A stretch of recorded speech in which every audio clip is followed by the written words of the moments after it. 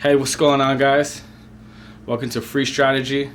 I'm your host, Mark Cintron, and today we're going to talk about ways to stay competitive in the construction industry.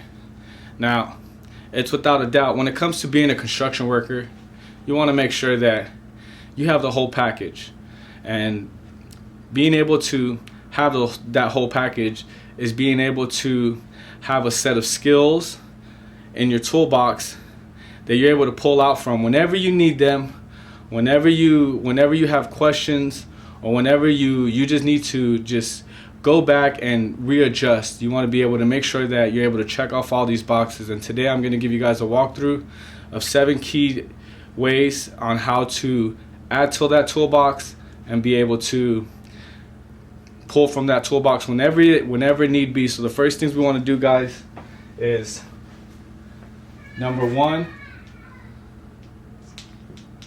is going to be continuous development.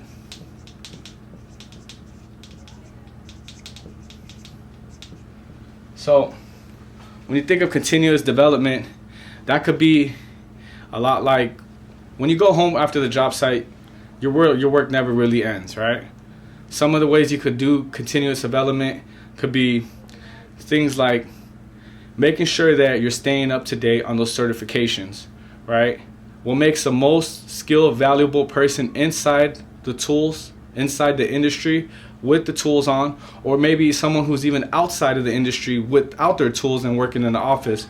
You want to make sure that you're always staying continuous and up to date on all your certifications, right? Certifications can vary from trade to trade. Every trade's going to be a little bit different, but for the most part, you want to make sure that you're staying up to date on your trades. You want to make sure that you're able to even attend workshops, right? A lot of union halls, a lot of if you go onto your resources like Google, you can find you can find workshops that are specifically for your trade. They're going to help you understand your trade a little bit more and help you understand your day-to-day task and add ways to be able to develop yourself. We mentioned certifications, right? What do those certifications look like? Certifications for someone who's like in the carpentry industry, scaffold erection and dismantling scaffolds. That is a certification. A powder coated tools. Learning how to use a powder coated tools is a certification. Learning how to drive a forklift, a boom lift, or even a scissor lift. Those are certifications that do add to your skill set and help you become and stay more valued, right?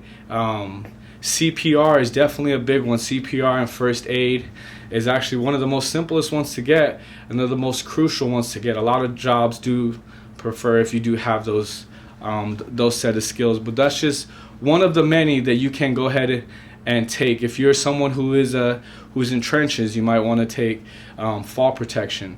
You want to take confined space entries or confined spaces certifications.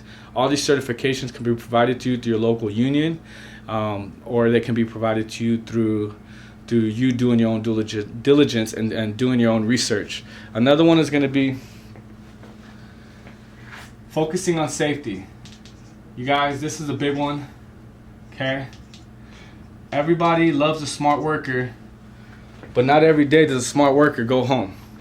Sometimes a smart worker falls what calls to human error, and sometimes they make mistakes, or they're not thinking, or maybe they might not have had that clear space in their head before they started their shift to work. Safety starts with you. You always want to be that guy who's always the safest on the job site. And don't be afraid to speak up your mind. A lot of times it's always a push. Let's get these things done. But remember, at the end of the day, we only have one goal. The reason why we find ourselves working every single day is so we can provide for our families and be able to sustain our living. And the only way we're going to continue to sustain our living and provide for our families is by making sure that we stay safe. So what does safety look like? I always recommend this for everybody, and you can even do this at the start of your day. I would call it the 360 mindset.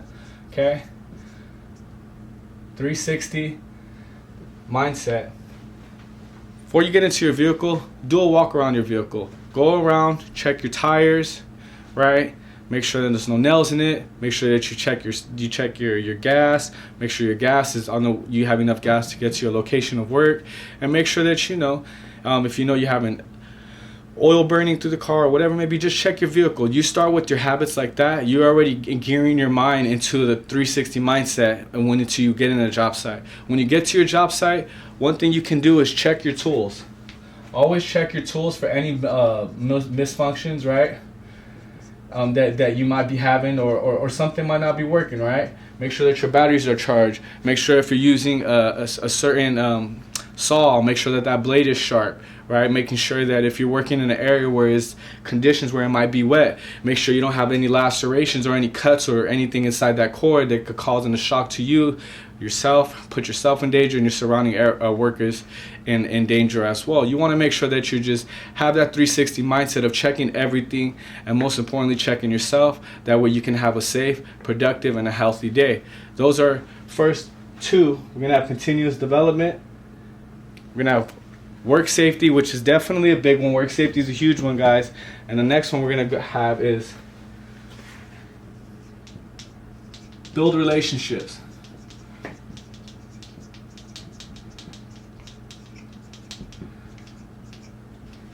There's not without a doubt that sometimes when job finishes, it's you start a job and then it goes from start to end. And how that works is it's just a process of the way the scheduling works in the world of construction. You get a job, you start off fresh, you complete the job within a specific time frame, and then you're done. So you want to make sure that you're setting yourself up for success. If you know that work's going to be going out, you want to make sure that you're building relationships with people. You're building relationships with people at your union hall, especially your union hall. Remember this, a lot of these people, they go to school just because I have to go to school just to be able to get my apprenticeship, get my raise, or get my hours that I need to move up to the next stage. It's so much more bigger than that. Being someone who is a competitive worker is somebody who's constantly thinking that step ahead. So when you have that time to go to school, you want to try to use that time to network, meet people, and get phone numbers, meet different contractors, meet different sub-trades. A lot of your peers in the classroom are going to be working for different companies. So that could be a chance for you to get that number and get that phone call, or get that number, get that that locked in, so you can be able to reach out to these people. Remember, like the first video, right? Before you're able to get into union hall, you need to get a sponsorship. So how do you think you're going to get that sponsorship? Is by being able to network. When you get that list that you need to go through that list and you need to call, you got to be able to be adamant about who you are, what you do, and why is it that you should be hired. And with that being said, in the event that you do get laid off, you always revert to square one. And that square one is being able to have that mindset of, I'm going to do this, I'm going to make this phone calls. You pick up that phone, you network. The only way you're going to do that is by creating a list. A lot of people find themselves failing in this industry because they wait till they get to the end of the rope, and now they don't have no list, they don't have no contacts, so now they find themselves struggling to keep the rat wheel just turning, but fail to realize that hadn't you built the proper steps and taking the right actions, you wouldn't have been able to alleviate some of that pressure and say, hey, you know what, I do have a list of contracts or subcontractors that I worked with in the field. And it will just give you that much more of a step ahead of someone who got laid off tomorrow and they don't even know where to start or who to call. They're going to call the union hall and get asked to get placed on a list, right? Well, you don't want to be that guy or girl. You want to make sure that you're staying a step ahead, staying competitive, and doing your due diligence. So you want to make sure that you build relationships. I can't stress enough how important that one is. Building relationship is the key to success, like anything in life. Another one, guys, is going to be 5, maintain. We're going to want to maintain our work ethic.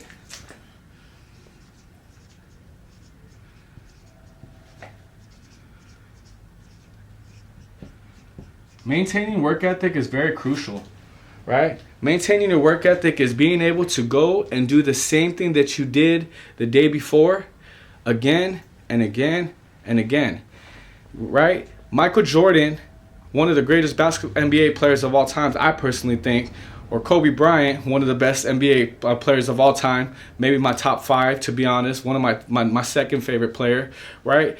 What he had, he didn't have the concept of you just perform good one day. Right? Like, no, you perform good every single day. Every day that you have an opportunity to shoot that shot, you take your shot, because a shot not taken is a shot that's missed, right? So if you don't take that shot, you're going to miss all those shots. But at least if you take that shot and you miss that shot, you're going to have the courage and you're going to be able to say, you know what, I took that shot. So it doesn't feel as bad as looking at that shot and not taking it. Well, the same thing is in construction. Your work ethic means everything. The way you're going to perform in the field is how you're going to be perceived as a worker, right? And getting to the top requires what? It requires taking steps.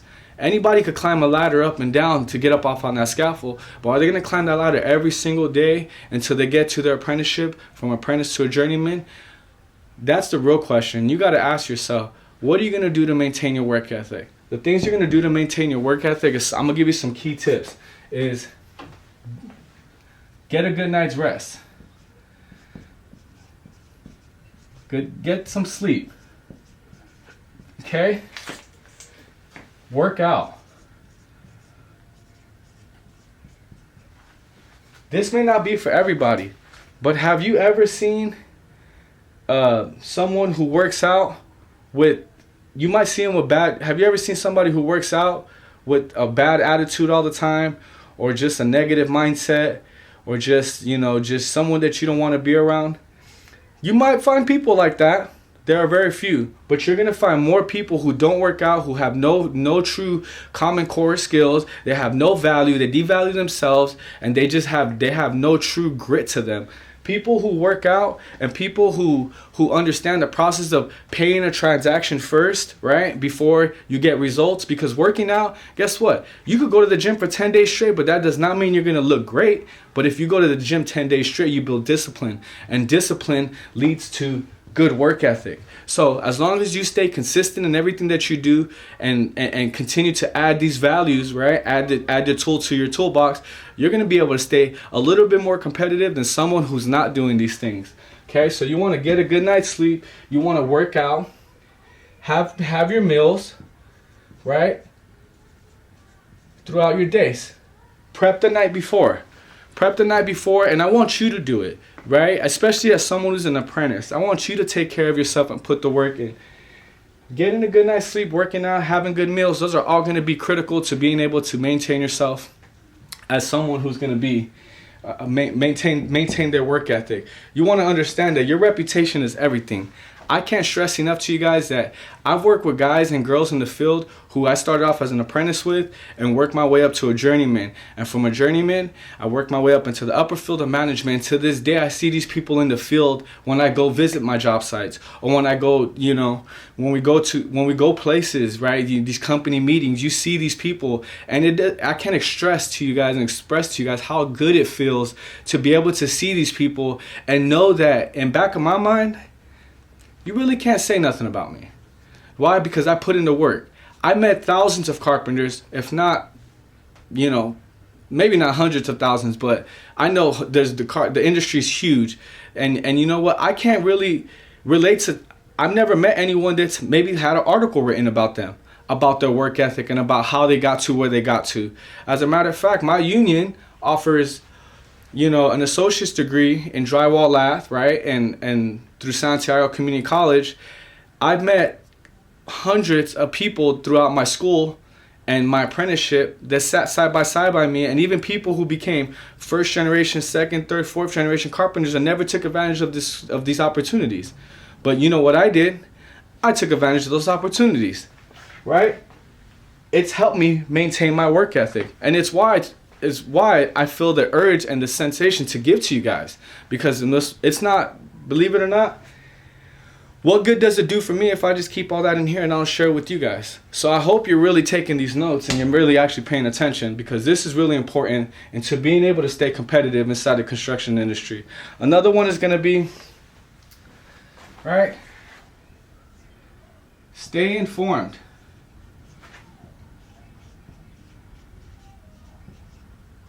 On industry. Stay informed on industry trends. What does that look like? Staying informed on industry trends could be, You know, understanding how market share works, understanding where the work is at, right? Understanding what city to go to where it's going to have the best jobs. If you're a non-union worker, what jobs are offering competitive wages? What jobs are offering, you know, higher wages, right? We have union pay in inside the union, right? But you want to make sure that you're going to these prevailing wage jobs, right? They're going to be able to compete with competitive union wages and stay informed and stay working. And for the guys and girls who are in the union, whether you're in the plumbers union, pipe fitters union, electrician union, carpenters union, you know, it doesn't matter what union you're in. You want to make sure that you understand how your union is functioning as an organization. Get involved. A lot of times these unions have schools, seminars, weekends, get-togethers, builder events, holiday annual events. These are all ways for you to be able to stay informed on the industry trend, understand where the market, right? You know, understand a little bit about politics, see what's going on in your industry, see what's going on in your local cities, what cities are passing certain budgets, what companies, like, I don't know, like the water districts or Edison or, you know, SCG, right? SoCal gas industry, where are they doing their biggest projects? All this stuff could be found in public records, but again, you have to do it. You have to go out, search, and just kind of find out what best fits for you, and just stay informed. And you can find all this. Every local, not just the carpenters union, as I'm a carpenter, every local has this information. So if you are questioning, just find it. Ask the right questions, because there's no such thing as a dumb question, but a dumb question could be someone's answer to a question that they might have had, but they probably didn't have the courage to say it because they felt that it might not have been sufficient enough, right? So that's a good one. Another one, you want to make sure that you're able to adapt.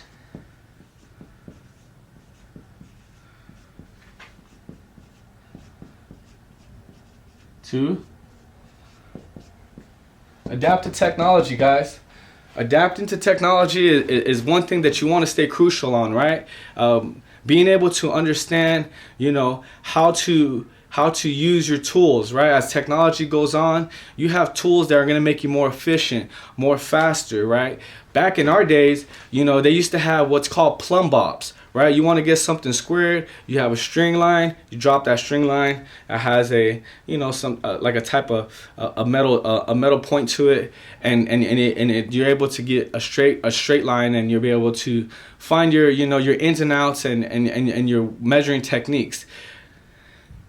They even had, you know, to this day, which is still really reliable, you know, you snap a line, right? Snap a line for your reference, right? You know, do a 3-4-5, which one of my next videos, I'm gonna show you guys how to do a 3-4-5. But now we have technology, right? We have lasers, right? And we have, you know, tools that do calculations for us, right? Being able to adapt to technology is crucial. It's gonna make you that much more step ahead. It's gonna make you a little bit more faster, and it's gonna make you a little bit more consistent. And consistency wins the race. He or she who stays consistent always wins. So make sure that you guys are adapting to technology and making sure that you're understanding the tools that you're using, and the tools that are going to help you become more efficient, more productive, and be able to provide an overall better quality as an individual. And last but not least,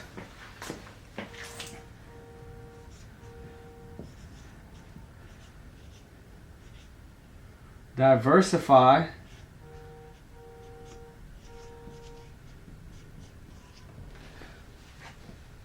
your set of skills, right? How do you do that? You diversify your set of skills by being able to be someone who goes above and beyond, right? Go ahead, and if you want to learn about project management, or if you want to learn about estimating, or if you want to learn about snapping lines correctly, or if you want to learn how to plumb a door, or if you want to learn how to, you know, how to install, you know, pipe the right way, or how to do brazing, right? You only get a little bit of a lot in the field, right? The best workers are not made overnight, but the best workers understand that in order to diversify their set of skills, they go out and get the homework done. You can use these things. You have a phone in your pocket all day. I would recommend you using it on your off time and not on the job hours. You want to make sure that you're able to search that information and be able to learn and understand and be able to apply that to your set of skills so you can become a better and more efficient worker. Now, I will say this, while doing all these things may not land you every job that you want, right? Maybe other people may not take, really good to what you're doing, but it's not about them. It's about you. And at the end of the day, the one who has a set of skills in their toolbox is going to be you. So if you're looking to stay competitive in the construction industry, remember these 7 things. Continuous development,